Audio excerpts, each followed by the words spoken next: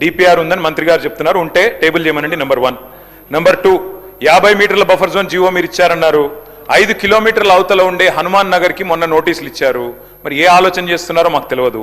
మంత్రి గారు సమాధానంలో 1450 స్ట్రక్చర్స్ అంటారు. అక్కడ చూస్తే 10,000 స్ట్రక్చర్స్ అని గెజెట్ ఇచ్చింది గవర్నమెంటే. కుడి చేయి ఏం చేస్తుందో ఎడమ చేయికి తెలియదు. డిప్యూటీ సీఎం గారు పేదల మీద చాలా ప్రేమ ఒలకబోశారు. వెలుగుమట్లలో ఇల్లు కూడా వారే కూలగొట్టారు.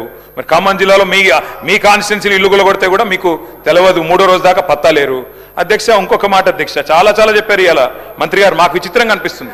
మాకు అర్థమైంది ఏమంటే ప్రభుత్వం దగ్గర పైసలు లేవు, ప్రణాళిక లేవు. ఏడీబీ లోన్ ఇవ్వలేదు, ప్రణాళిక లేదు. కేవలం 1,50,000 కోట్ల దోపిడీకి మేము వ్యతిరేకం తప్ప మూసీకి వ్యతిరేకం కాదు. ఈ ప్రభుత్వ వైఖరికి నిరసనగా మేము వాకౌట్ చేస్తా ఉన్నాం అధ్యక్ష.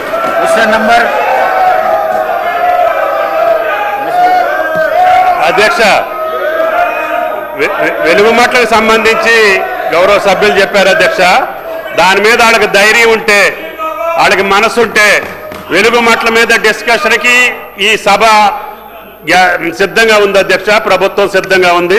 గౌరవ సభ్యులకి మనం చేస్తున్న వెలుగుమట్ల మీద డీటెయిల్ డిస్కషన్ కూడా రాష్ట్ర ప్రభుత్వం సిద్ధంగా ఉంది. గౌరవ కేటీఆర్ గారు ఆ యొక్క విషయాలన్నీ తెలిస్తే వాళ్ళు సభలో కూర్చోవడానికి కూడా సిగ్గుపడాల్సిన పరిస్థితి వస్తుంది అధ్యక్ష. Question number 1747.